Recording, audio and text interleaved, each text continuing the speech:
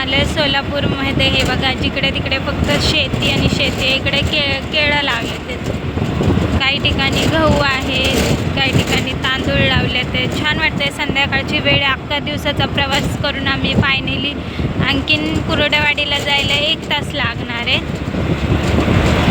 बघा, इकडे ऊस लावलाय आणि त्रिशाचे पप्पा रिक्षा चालून चालून थकून गेलेत. आपली त्रिशा पण झोपली आत्तापाशी. आणि इकडे ही माई बघा, ती पण वैतागून गेली प्रवास करून करून.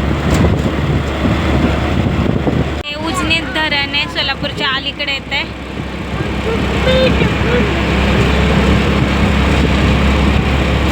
पाणी नाही हो एवढं,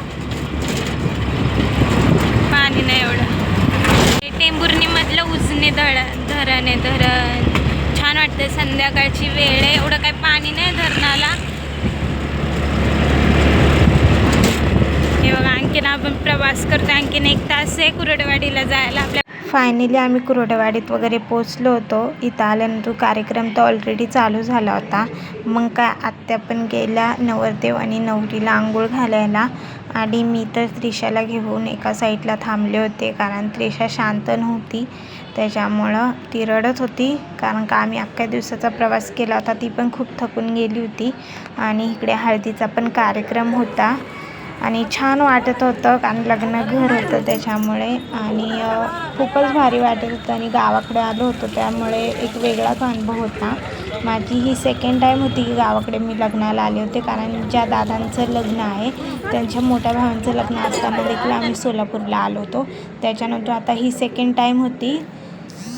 मग आता नवरदेव नवरीला आंघोळ वगैरे घालून झाली होती, पण इकडे नवरदेव नवरीचे सगळेजण वाट बघत होते, कारण पुढे त्यांना आता हळदी लावायची होती. मग आता नवरी तर येऊन बसली होती, पण नवरदेवाचाच पत्ता नव्हता. नवरदेव कुठं होता माहिती नाही. कदाचित नवरदेवाला आवरायला जरा वेळ लागला असेल, त्याच्यामुळे नवरदेव नव्हता आला. आणि इकडे त्रिशाचे पप्पा त्रिशाला घेऊन उभे होते. आणि बघा, नवरदेव पण येऊन बसले. आता फायनली नवरदेवाचं आवरून वगैरे झालं आहे आणि मस्त त्यांचा फोटोशूट वगैरे चालला होता. आम्ही एका कोपऱ्यामध्ये उभं राहून मस्तपैकी व्हिडिओ वगैरे काढत होतो. मी म्हटलं चला, लग्न घर आहे तर आपण छोटा व्हिडिओ का होईना काढला पाहिजे, कारण छान वाटत होतं. खूप लोक आले होते. आणि मग हा दुसऱ्या दिवस चालू झाला होता, त्यामुळे हा व्हिडिओ देखील मी याच्यातच अटॅच केला. मग आता लग्न वगैरे ह्याच्यात जो पुढचा व्हिडिओ आहे तो मी पूर्ण टाकलेला आहे यूट्यूबवर. तो व्हिडिओ तुम्ही पूर्ण बघा आणि आपला जो व्हिडिओ आहे त्याला लाईक करा आणि चॅनलला सबस्क्राईब करा. थँक्यू.